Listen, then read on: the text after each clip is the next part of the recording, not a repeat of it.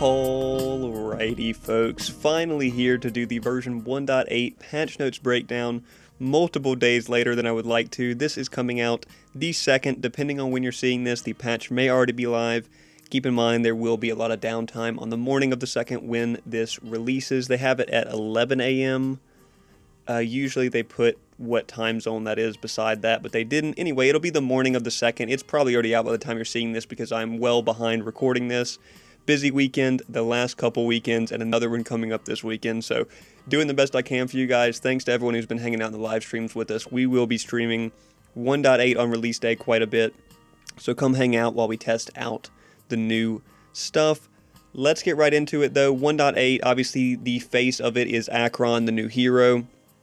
New battle pass as well. Let's just go right into their description of all the new stuff that we're getting. First off, the world shift. Experience the map change due to an apocalyptic event and work strategically around it. This is the meteors raining from the sky. It's tied to the new jungle objective that is where the river bugs used to be. We'll see how it goes. People have been asking my opinions on it in the live stream and stuff. I'm going to try to avoid saying anything negative until this patch comes out and we play in it. If you want to see the negativity rants, you know, fingers crossed there aren't any, right? Come out and watch us play on it. I'm just trying to hold my opinions off until then. I want to be positive. I want this game to do well, but if you watch the dev stream, man, all right, let's just blow past that. Now, the new Hero Akeron, again, they actually did not put the ability videos here in the patch notes like they usually do. I think they kind of rushed these patch notes out, but I will link below the Akeron. We'll get to that in just a second. I'll link below the Akeron abilities YouTube video, and you can go check that out. It's only like 4 minutes long, so you can get a good breakdown of what he looks like. The Infernal Tide is turning, shift away from our demonic theme for the last few patches. The Wrath of the Ascended skin line and Battle Pass, bringing a Radiant Fury. So yeah, they're done with this 3 set of demonic based heroes, and now we're going to the fighters of the demon type heroes. We'll see the new skins for that. They look decent, to be fair. New Battle Pass, of course, coming out. This patch on the 2nd, the end of the old one, is upon us. Ranked split 1 of Season 1 will end, so you're getting ranked reset 5 tiers down from where you are now. So yeah, the time is over to make that push to Diamond or Paragon, unfortunately, but that's okay. We do have new servers coming as well. We have a Japan server and a Middle East North Africa server, so Wayakin, you get to enjoy some better ping. Of course, these servers will not have ranked in them because there is not a big enough player base. As the player base has not been growing, it's hard to add new servers, and then you know, they can't add ranked on these servers because there's just not enough people playing. Maybe we could work on growing the player base some, doing some advertising, rather than pumping out so many skins, but what do I know about making money as a game dev? Updated map visuals, they have a list of those. They don't have all of them pictured here, but again, we will see that when we're hopping into the game on patch day. Store overhaul, yay, it's more streamlined for you to buy our skins. Various fixes, improvements, and balance changes. Not that many balance changes. Most of it is to Nitro. We'll get into that down here below. Timestamps to all the individual parts. Let's get right into them. Akeron, like I said, without them putting the ability videos in here in the patch notes, it's going to be hard for me to describe all of them to you. Go check it out. I'll link it down below. The ability video, it's only about 4 minutes. They give you a good breakdown of his passive, his abilities. All you really need to know is he's got a ranged damage projectile, a ranged root projectile that has a slow area around it. That ranged root projectile ability is also the ability that allows him to jump onto walls and hold on to them.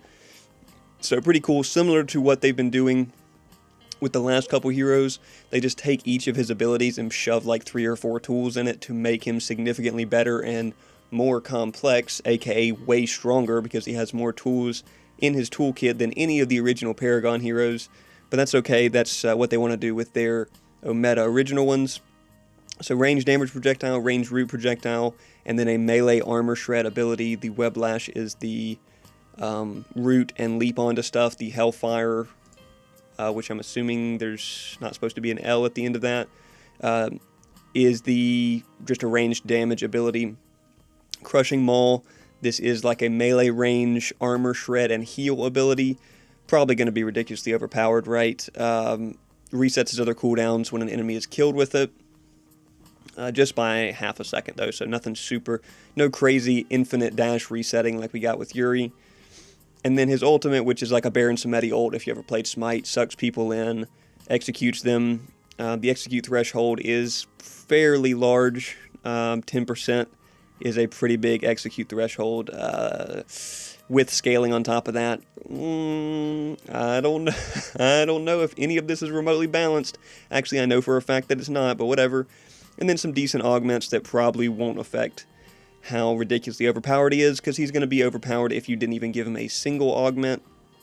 But we'll see how it goes. Will he clip 55% win rate before his first round of nerfs? Probably, right?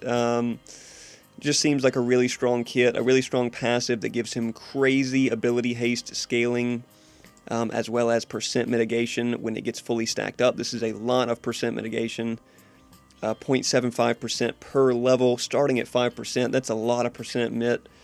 Granted, he has a huge player model, so he will be easy to hit. That's still a lot of percent mitigation. So, let me know your thoughts on Akeron. Like I said, link below the videos breaking down this. Usually they have them in here, but they don't, so we can't really talk about them as we show them off. But it's all good. Check that video out. Let me know your thoughts on Akeron in the comments. You know, you got people like Wayakin saying, I'm excited for this new hero. I'm excited.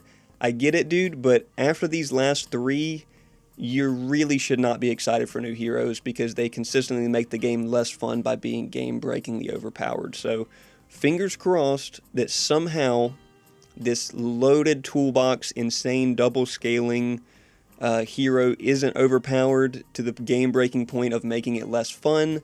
But he probably will be. He'll be banned in every ranked game for at least the next 9 to 12 weeks. So, it's all good. Let me know your thoughts on Akeron down below. We need to move on past it because we got a lot to cover here. Store overview. Changes some looks in the store. This is not gameplay related, so I'm not too excited about it. Skins. Again, this is not gameplay related, but this is the kind of theme that we're getting for this upcoming pass. They're more demon fighters, you know, angelic type skins, hero type skins, redeemer line. They look good, to be fair. They will be drastically overpriced. And then, of course, Akeron with his release skin, the deity, the gold skin. You know, I'm sure it'll look good in game or whatever, but that's all good. We've got Wrath of Ascended Battle Pass bundles, Akeron deity bundles. You know, I have been a fan of the Battle Passes in the past, but I'm not really looking too forward to this Wrath of the Ascended Battle Pass, at least not buying it, because the trajectory of this game has not incentivized me to give a meta any of my money. After you do something like remove Legacy, it's how can I support you with my dollars at this point? But we get a good bit of free stuff out of this pass, a good selection of free cores, free free amber, free banners and stuff like that. So that'll be cool. Free Sevrog skin in here as well, which is pretty nice. Sevrog has needed some new skins for a while, so decent.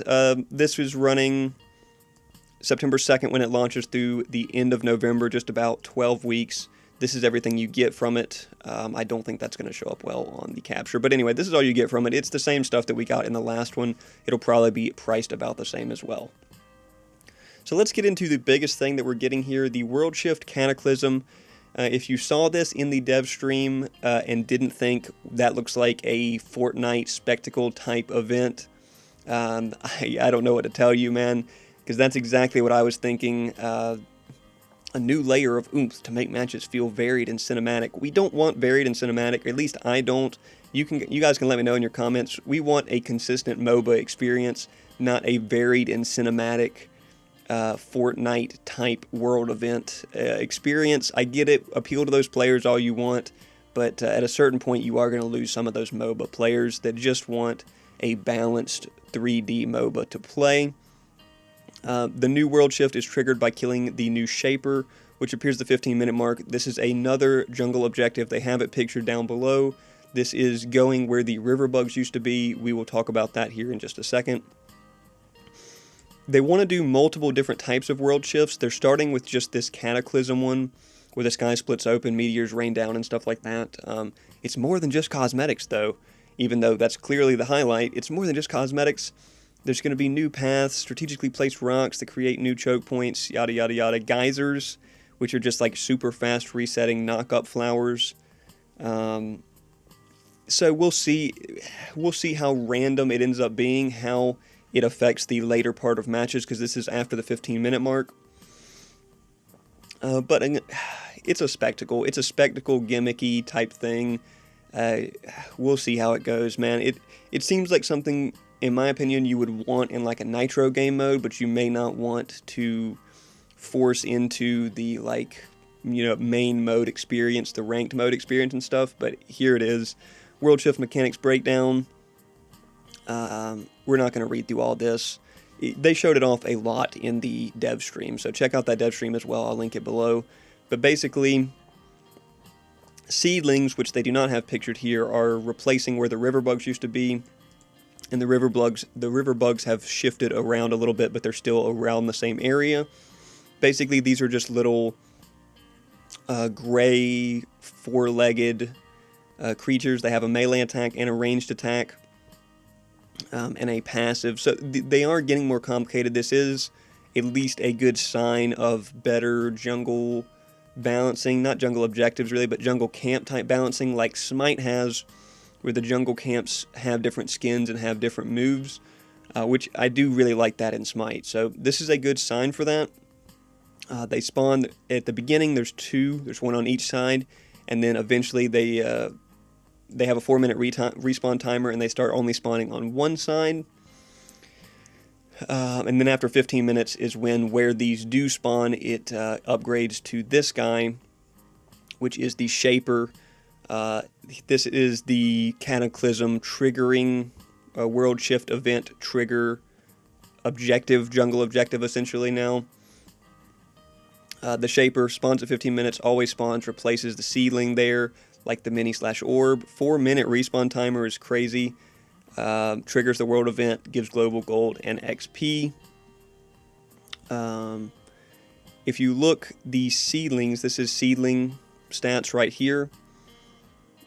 They have a pretty big health pool. And they have decent armor, decent health, decent power.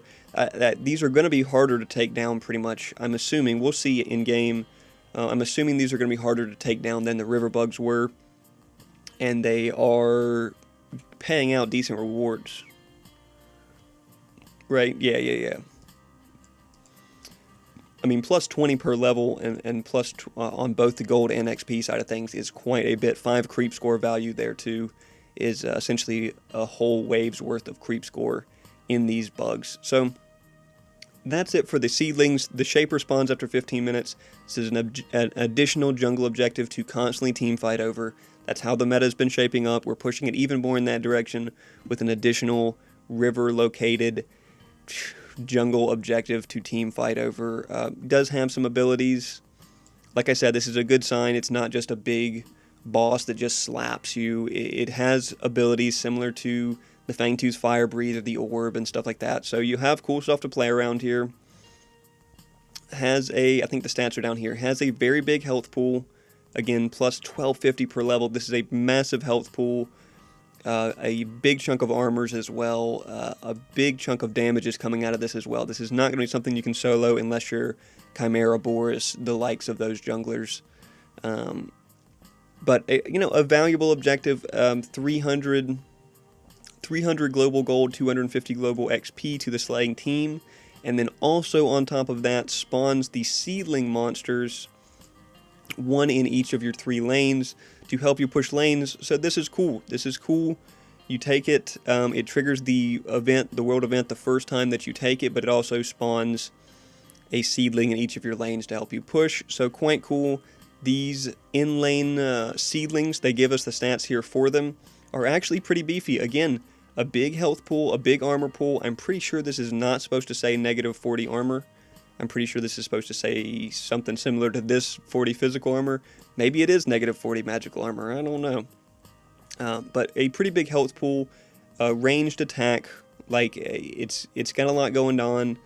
Tower inhib core damage modifier 60%, but it does push through minions very fast.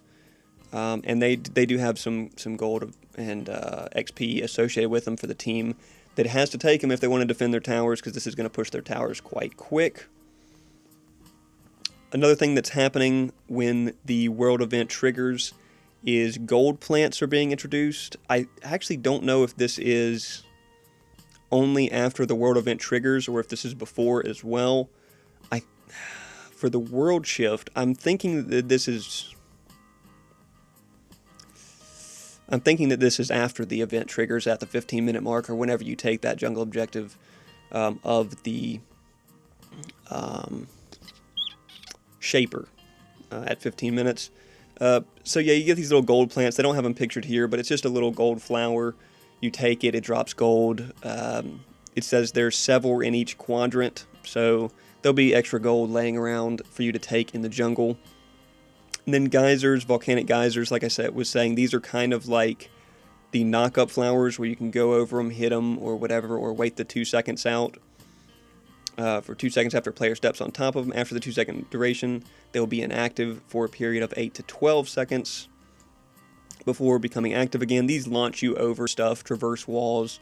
Same way you can use the flowers, except they're on a much shorter cooldown, because they'll be right back up after you use them, and they take 2 seconds to go off. So that's cool. Last thing is meteorites.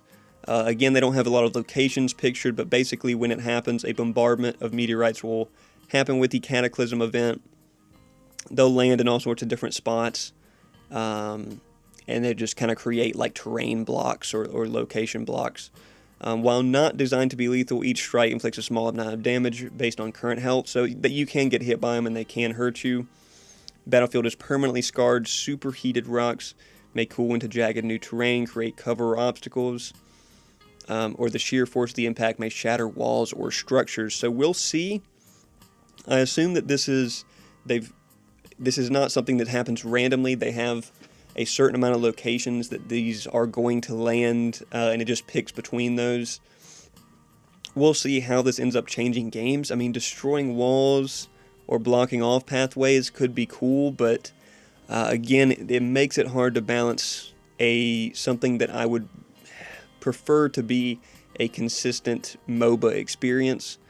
It makes it hard to balance it when you've got stuff like this going on, Fortnite spectacle type events. So we'll see.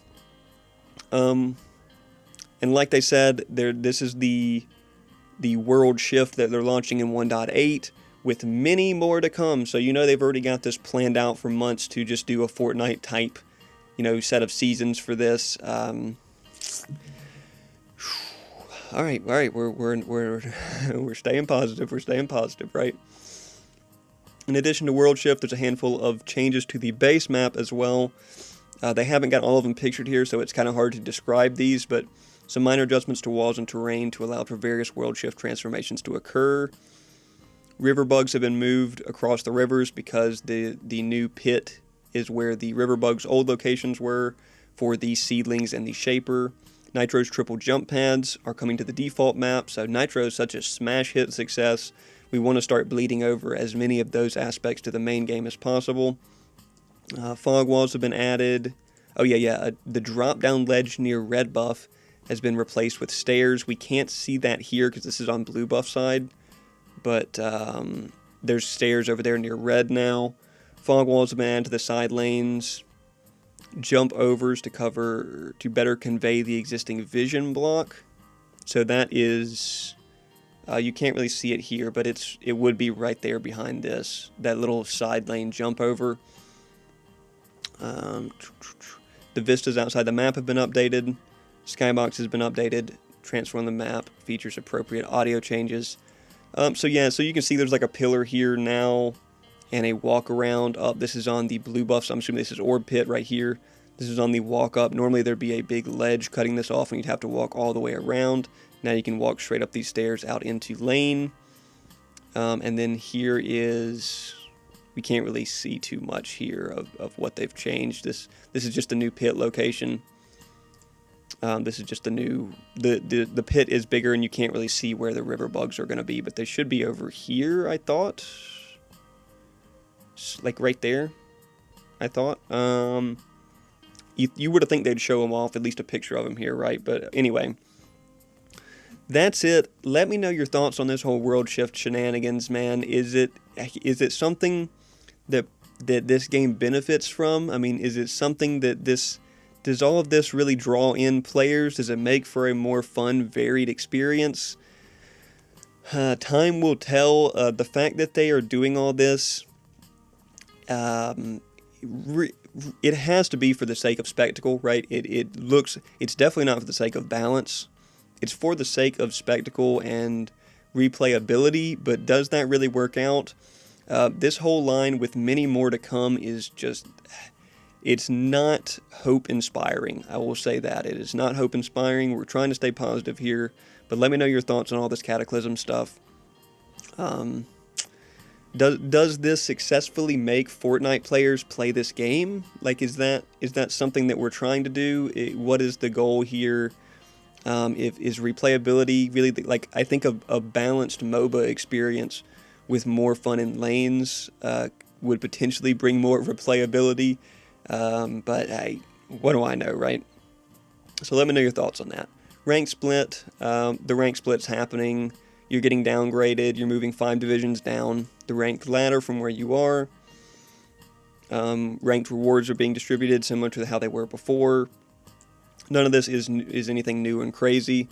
If you win 15 ranked games during this split, you'll be rewarded another skin, an exclusive Morgesh skin. Similar to how we're supposed to be getting one, I think, for this season as well. And the leaderboards will be reset. And then earning gold or above, you'll get a skin variant that matches the color of the highest rank that you achieved for the new Morgesh skin. That, again, they are not picturing here, but I think they did show off in the dev stream. So that's cool. In addition to that, we're now getting expanded ranked compatibility, so it's no more, hey, are you in Bronze 2? I'm in Silver 1. Can we queue together? It's no more of that stuff. Bronze players can queue with friends all the way up to Gold, so if you're Gold through Bronze, you're good. All other ranks can queue within one rank of them, so a Platinum player can queue with anyone between Gold and Diamond. A Diamond player can queue with anyone between Plat and Paragon, and that is how it goes. So yeah, that's bigger expanded queues. It's no more, hey, how far into Silver are you? Can I queue with you? I'm in Plat 3. If you're in Silver 1, can I queue with you? It's no more of that. It's just, you've got one rank in each direction, and Bronze through Gold can queue together regardless. So that's good. I think that will help a lot of people queue up with their friends more consistently. New server locations. We've got a Japanese server now. So that'll help a lot of people across the eastern side of Asia for sure. And then a Middle East and North Africa server. So no more high ping connecting to Europe. Shout out to Wayakin on his 250 ping grind. Of course, like I mentioned at the beginning of this video, ranked will not be available in these regions at first due to not growing this game at all in the last year. If the population of the game doesn't increase, it's kind of hard to add new servers in and populate them out. So this will help some people grab some lower ping, but again, we need player growth if we want to see these hit ranked. An NVIDIA update, if you're a PC guy and you're running NVIDIA parts, DLSS support, DLSS 4, is here. Check this stuff out if you are running NVIDIA hardware. You can read through some of this stuff right here. Like I said, these patch notes are linked below. You can read through all of this in detail. I play on console, so this does not affect me quite as much, but shout out to the NVIDIA guys. I'm sure you'll enjoy this. Anniversary rewards. We just had the anniversary event. Has come to an end. We should be getting some skins and whatnot as rewards for that, as they mentioned in the anniversary event page. So those are getting distributed on the 2nd with the release of 1.8. And yeah, that's it. We're getting into the actual gameplay balance changes now. There's not very many here, but we will go over each of them. Multi-kill timers. The window for having to get multiple kills for it to count as a double, triple, quad, penta are being expanded from 12 to 18 seconds. So you got a little bit easier to get your pentas now. Recall speeds are getting reduced. Like I said, let's start bleeding some of that nitro stuff over into the main game because we love nitro so much. Recall time has decreased from 8 to 6 seconds. Note that with Prime Empowerment, it's still 4 seconds. The great thing about this is not that this is being balanced, it's that respawn timers are so imbalanced, death timers are so imbalanced, that there's situations in the early game where if you kill your opponent laner, and then you immediately back, they will respawn before you get the back off, and they will beat you back to lane and get lane priority off of it. So at least this mitigates that in the lack of being willing to balance the death timers in a sensible way. We'll just make the back time shorter because it worked in Nitro. It'll probably work in the main game too. So shout out to them for finding a way around balancing death timers on that one. The fountain finally got a buff. I mean, how long have we been asking for a fountain buff, man? Fountain finally got a buff. It's now regenerating in smaller ticks, as well as maintaining the regeneration for 2 seconds after you leave the fountain. This is great because the amount you healed is the same, so if you're leaving the fountain with like 30% missing health or mana, it's going to still top you off because you've got it for 2 seconds after leaving the fountain. So this is really solid. I mean, this is solid. Finally a fountain buff. There's really been no downside to this at any point. I don't know why it took them this long, but fountain buff, here we go. Potions getting some changes. Now they function like smites. Wow, that's weird. There's no longer a 10-second cooldown between being able to drink your potions. When you drink 2 potions, the effects do not stack. They just extend the duration to what it would have been if you popped the second potion immediately after the first one ended. So potions can now be used in succession. The duration is increased, but the effects do not stack. So that makes sense. That's how it functions in Smite.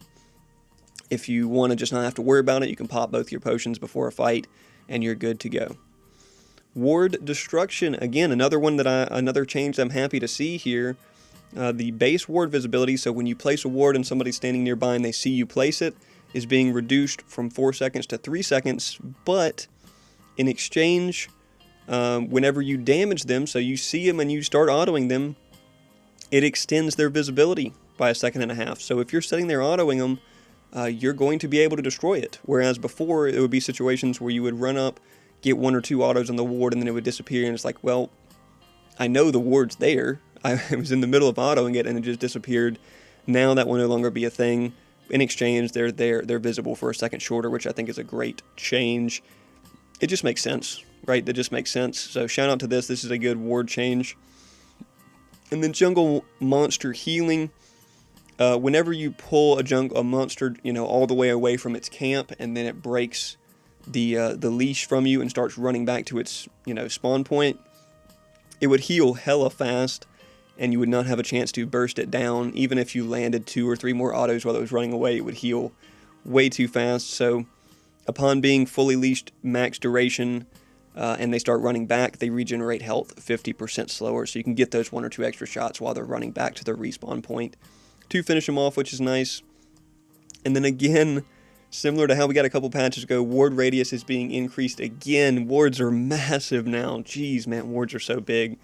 So we'll see how that plays. I'm a fan of all these balance changes. Realistically, these needed to happen. Who cares about the multi-kill timer? But these other ones really needed to happen. This is just like basic user-friendly type stuff that we like to see. So happy with all of those. Let me know your thoughts on all those general balance changes, just some small stuff.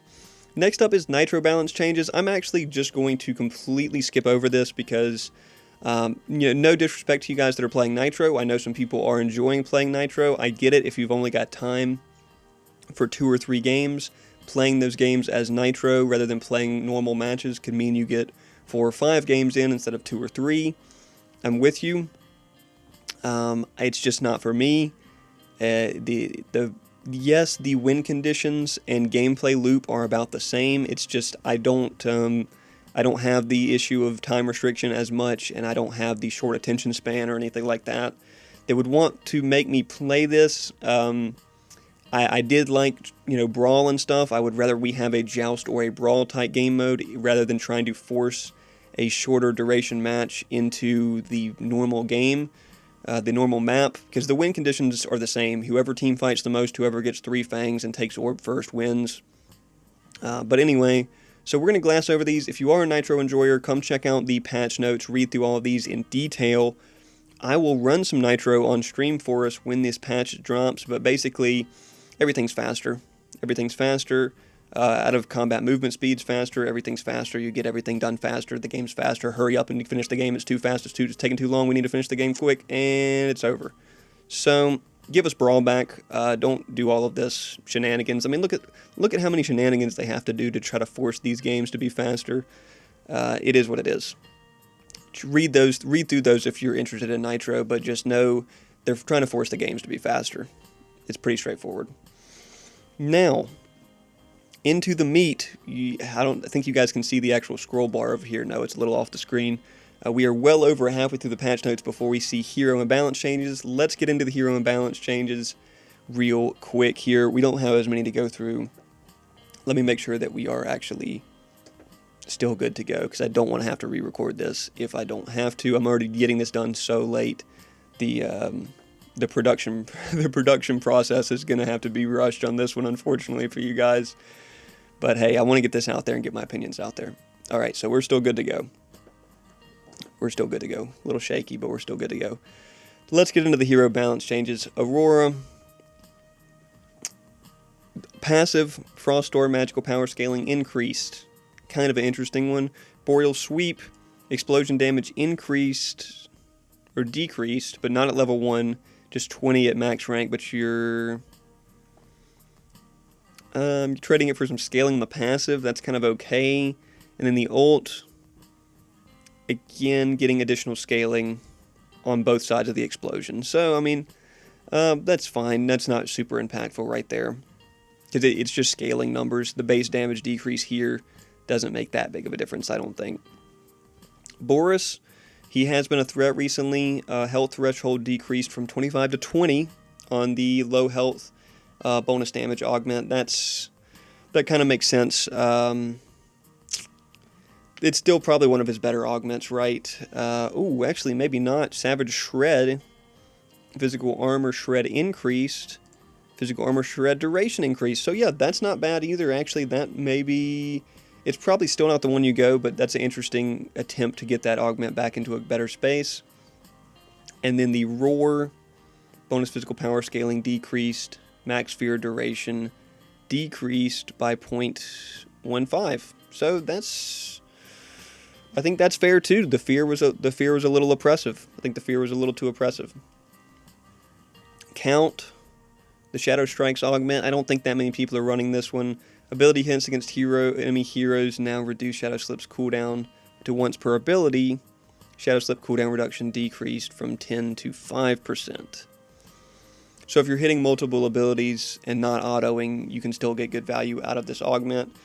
I think that kind of makes sense. It gives you something to look forward to on this augment other than just having to like auto.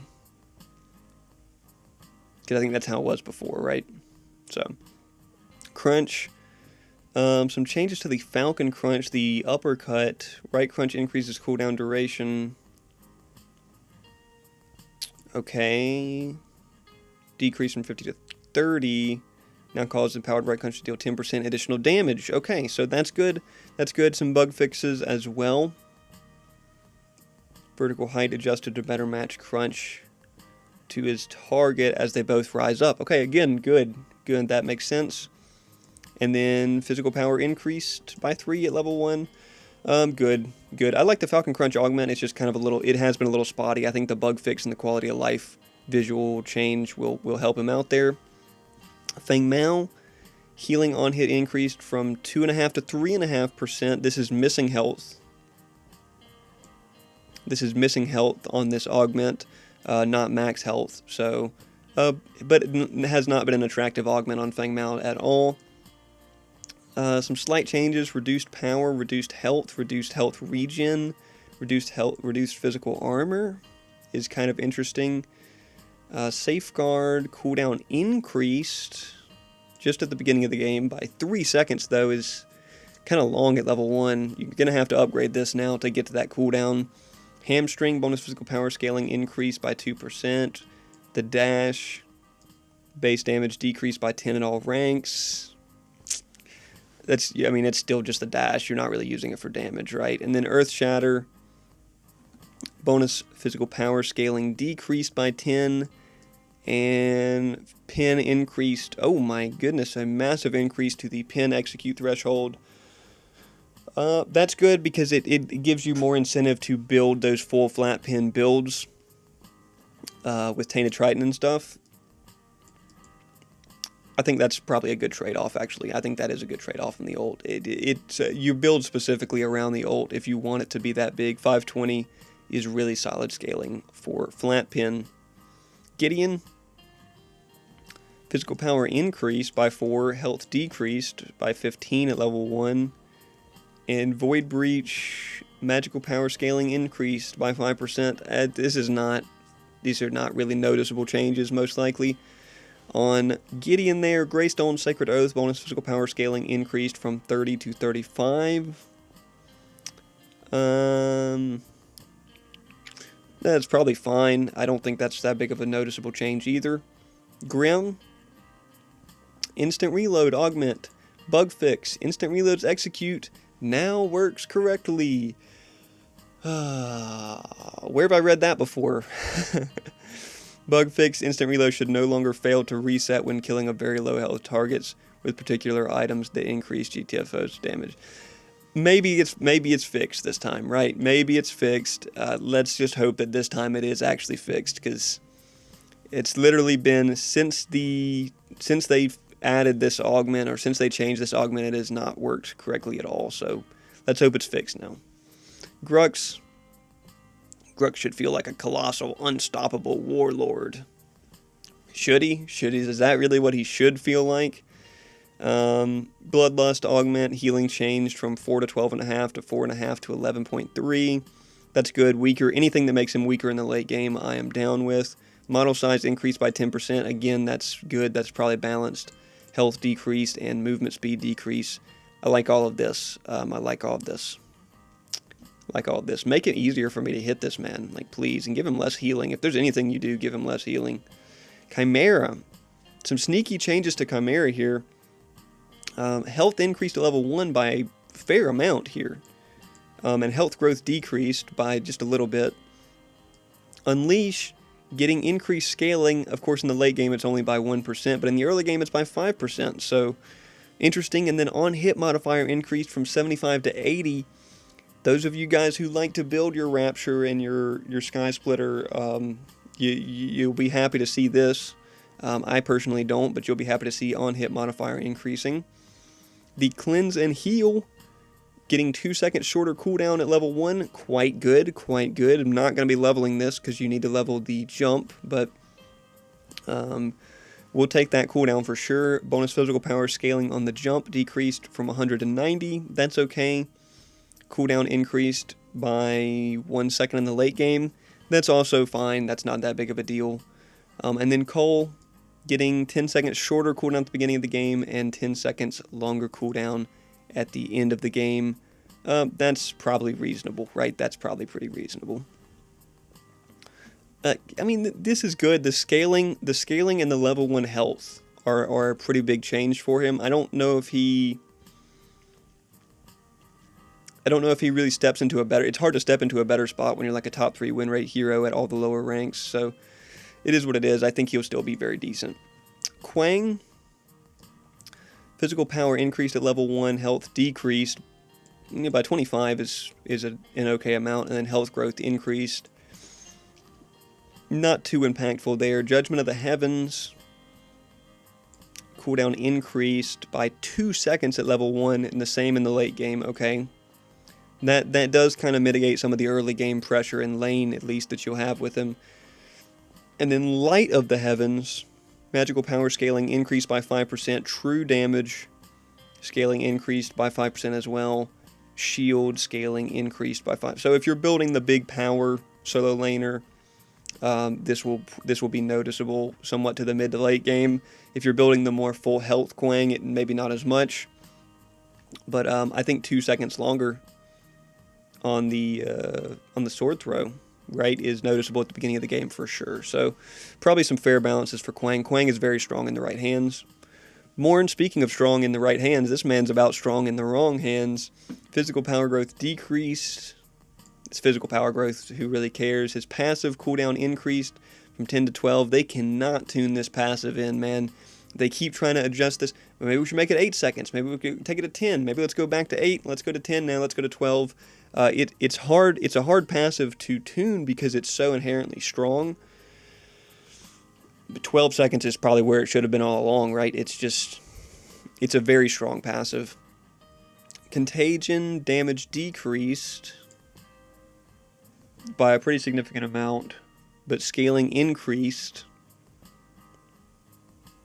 And this 4% will be multiplied over 4 ticks. So it's really not 4%, it's really 16% extra scaling there. Healing changed to additional healing early, but a little bit less in the late. And then cooldown decreased by 1 second. So some give and take here. Shorter cooldown in exchange for less damage, better scaling. It's probably decent for Contagion. I kind of like that. Beguile damage increased by 10 at all ranks, completely non-factor. And then Abduct, cooldown increased by a second in the early game. Fixed an issue where Abduct visually traveled the full distance when cast without charging. Okay. Projectile speed increased. Oh my goodness. Projectile speed increased by 15%, but projectile hitbox decreased by 20%. This thing's going to be hard to hit, man. Projectile minimum range when immediately cast increased. Okay. That's good at least. So the instant fire range is increased, but the hitbox being decreased, even with the move speed increase, it's going to be hard. This is already not an easy pull to hit, so this is going to be kind of interesting pull to hit now. We'll play around with this some. I've been a big Morn enjoyer. I know Mandarin has enjoyed himself quite a bit of Morn as well, so we will look forward to seeing how that pull feels. I expect it to feel very different with the instant fire ability and the speed increase with the hitbox decrease. Murdoch, I do like that. I read this before. I mentioned it on stream. I do like this. The Mine Augment now also increases the size of static traps by 20%. That is cool, man. That is cool. It's going to be cool to see a little bit bigger Murdoch mines on the field. Phase health growth increase is kind of interesting. And then the Flashbang Flare damage increased and scaling increased a little bit. She got buffs in the last patch that kind of did put her into a better spot. I expect this to just give her one little extra edge. The Flashbang you're really not relying on for damage, but it probably will do pretty fair damage now with extra scaling and 10 extra base damage. Rampage, we nerfed him last patch into the ground for no reason. Let's see if they bring him back. Rumble damage is now considered multiple damages instance when using Rumble, meaning the items like Mutilator is now considered as one multiple damage instance. So you can't spam Mutilator to multi-trigger off of it. That's good. That's good because this multi-Rumble has been pretty annoying. Health growth decreased. Boulder throw. Stun duration decreased again to where it has to scale up to 1.5. I just don't see ramp. You can only nerf this man so many times before he's not viable. Still probably viable, but just not nearly as good as he used to be, for sure. Rena, she's perfectly balanced. We need to read this. We need to read through this. This is the only one we really need to read, because trying to claim that this hero is balanced in any way is absurd.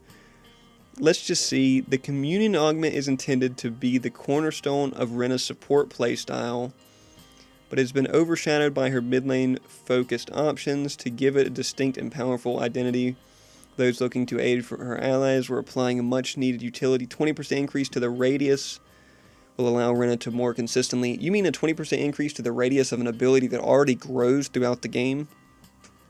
will allow Rena to more consistently aid her team whenever she's sustaining a carry. So, no mention of how overpowered she is. No mention of #1 win rate hero. Alright, no nerfs to Rena. We talked about this on stream. No nerfs to Rena is kind of obnoxious when you're talking about a #1 win rate hero. But it's all good. Sparrow. Endless Hunt Augment. Ooh. Okay, interesting. Takedowns now permanently grant Sparrow 1 physical pin. That's very cool. That's very cool. It gives you a reason to take Endless Hunt more for sure. Twin Blast. Twin Blast has kind of been a premier option recently. Really stepped into a spot as one of the more diverse carries as far as builds. And has been doing well. Health decreased at level 1 by a little bit. Vortex Grenade damage decrease by 5 at all ranks. Physical power scaling decreased by 5%. Slow duration decreased 2.75. That's balanced. That's more balanced. The grenade spams have been really annoying. And then the ultimate projectile speed decreased by 15% is kind of odd. I don't know if his ultimate projectile speed was what was making him good, but okay, a little bit of nerf to that. Wraith, not been in a great spot recently. The Illusionist Augment, surprise, surprise, cooldown multiplier decreased from +40 to +20. That's a good change if you're ever considering going the Ally Invis Augment. Physical power decreased at level 1, health decreased at level 1, health growth increased, magical armor increased by 5 is decent for mid lane wraiths. Movement speed increased. Okay, that's decent. Draw and ping intervals decreased. On his passive is interesting. Peekaboo slow increased to 35% at all ranks. Quite nice. That's quite nice. Helps him out early. Knock Knock. Damage decreased by 20 in the late game, but gets an extra 5% physical power scaling and half a second shorter cooldown at the late game. 1.5 seconds shorter at the beginning of the game, and then his ultimate fixed an issue where it would snap to unintended location. Okay. These are not like wraiths, like substantial wraith buffs by any means. So, I mean, the peekaboo change is nice. The slow being more significant at the beginning of the game is nice. That's about it. 5% scaling. I don't know. You could build big physical power, I guess, with Mind Razor and Rezo, and 5% scaling will be noticeable. But, you know, you got to overcome 20% base damage decrease, so it really won't be noticeable. It'll kind of be a wash. Yin, physical armor growth decrease. Bug fix on Lash Kick could stop enemy hero movement if she vaulted off them mid-air. Okay, interesting. And then Backlash cooldown increased by a second. Wow. Yin has been in a decent spot, but I didn't think really decent enough to get nerfs. And then Yuri is this. Yeah, Yuri's our last one here. Ethereal Surge now restores 5% max mana when destroying Torn Spirits. Wow, okay, that's interesting. On top of the move speed that it gives. Health decreased at level 1, health growth increased. Bonus physical power scaling increased on the Anima Burst by 10%. It's kind of crazy. Severance hitbox now increased by about 10% to fit her model. That is good to fit the model, but still. Exploding. Whoa. Explosion radius increased and range decreased. Okay.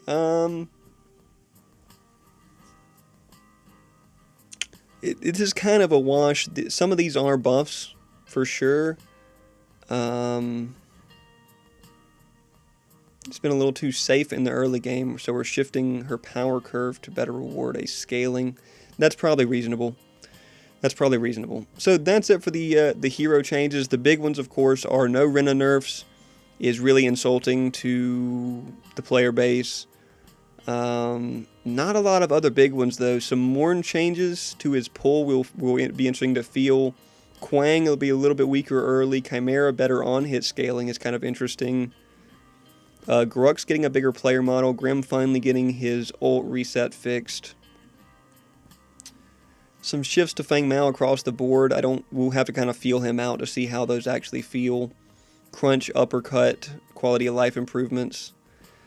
And some slight Boris nerfs. Not really. Some very slight Boris nerfs. Is really the highlights there. So we'll play it out. We'll see how the meta balances out. We'll do a tier list about a week after the patch when we've played on it quite a bit. Let's get into the item changes. Again, not very many item changes here. A bug fix on Marksman Crest, where Bellica and Skylar's Hypercharge would not correctly stack it. They now correctly stack the crest. Okay, well, that's good. Demo's getting a slight change here. A cost decrease for less power in exchange. A little bit more physical percent pin. So a good change gives Demo the niche that it's supposed to have as a percent pin item. Imperator, getting a cost decrease as well as getting additional crit percent bonus damage is crazy. Imperator is a 100% must build anytime you're building a crit build now. It already was before, but now it's even better. So we'll take that. Malady, getting its pin bumped up to 10 is quite nice. This is still like a really good clear addition added type item, so 10 flat pin is quite decent. Mind Razor getting its physical power decreased to 40. Mind Razor's been really good. Again, it helps you clear fast, stacks really well with Rezo. 5 less power on it. Probably doesn't change it too much for why you're building this item, really, right? Because it still comes with haste and everything, so.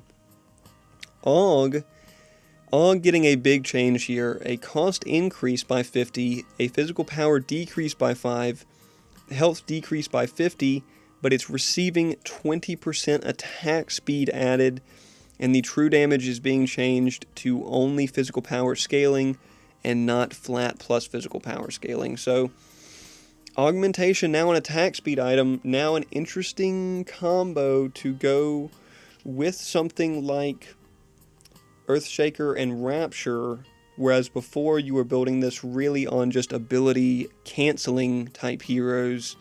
Coming with 20% attack speed is very attractive for a Rapture Aegis of Aguar type build. So we'll see. We'll see how that feels in game. August, long time been a problem item. Legacy, shout out OG Legacy. Physical power decreased by 10, but it's receiving big health and it's losing its haste. Nobody's built this item. I don't think this item is being built on anyone at any point in the last 2 or 3 seasons. So maybe if 1 or 2 people build this, it'll be more than they're currently building it, right? Magnify, power decrease by 5, health increase, and haste increase. Okay, so 5 less power is definitely a great trade-off for 5 haste. 5 haste is a lot harder to come by, and a good chunk of health to boot. So not bad. Oblivion Crown, in the same vein as Imperator, getting a bonus percent power increase from 20 to 25 makes it more of a standout must-have 5th or 6th item now. 50 gold cost increase isn't really that big of a deal, but a standout must-have item, whereas before I would get away with not building this on the majority of my mages. Supports, Vanguardian, getting a little bit of extra armor on both sides to its passives, quite decent. Flux Matrix, an interesting change here, getting a cost reduction for 2 extra haste, Y2. I guess that's what they wanted it to be balanced. And then the Unstable Shackles, damage increase from 10 to 12. Again, very strong now on heroes like Quang in the solo lane, like your Fire Blossom, Tainted Guard type Sevrog Flux Matrix builds. This is pretty significant damage. I mean, it's 2%. It's a 20% increase in the bonus damage that you get from this item, and you get a little haste with it. So not bad. Not bad. A variety of bug fixes. Quick recap for the items. Crown and Imperator stepping into much more valuable spots, and Og gaining attack speed on it. Interesting. Some interesting changes here. Let me know your thoughts on these. I like the demo change as well. Let me know your thoughts on these. Very few item changes here, but they'll probably will. Some of them definitely will feel better. Like Imperator will be noticeably better. Magnify, pretty decent too. 5 extra haste on Magnify is quite nice. And that's it. This is easily one of our largest patches to date, and we hope that you have fun with it for weeks to come. We sure do too, man. We sure do too. As always, let us know what you think. We'll be listening. We can only hope. Until next time, yeah, Blood Mortius. So yeah, that's it. Let me know your thoughts, guys. Let me know your thoughts on the patch. I know we try to go through these fast, but there's a lot to cover in these. We'll be on here. Like I said, this is, depending on when you're seeing this, the patch is probably already out, even though there's likely some downtime as well to when this is like actually going live. But September 2nd, just let me know your thoughts, guys. Let me know your thoughts. I'm not super hyped. I try to be excited. I try to stay hopeful for this stuff. I'm not super hyped to move us in a even more constant team fight, even more jungle objectives. Let's put a big Fortnite-style world event spectacle in the game, rather than just balance anti-heal, rather than give us a longer laning phase. Like, is a Fortnite-style world shift spectacle really more beneficial long-term for this game than balancing the average game experience, giving us a better MOBA experience? I mean, is drawing in those players really the way we want to go here? I don't know. It's just my thoughts on it. Thanks for everybody that's been hanging out in the live streams with us. We've had some busy weekends here. I'm going to have another busy weekend this coming weekend. We'll be off stream Friday because I got to get up super early Saturday. Anyway, thanks everybody for stopping by. It's been fun. Are you looking forward to 1.8? Are you looking forward to Akeron? Are you looking forward to the new season pass? What is it that's got you guys excited for 1.8? What is it that's got you not looking forward to 1.8? I've already expressed my opinions on this. Thanks for stopping by, and we will catch you in the next one. And keep enjoying Pred, folks. Just keep enjoying Pred.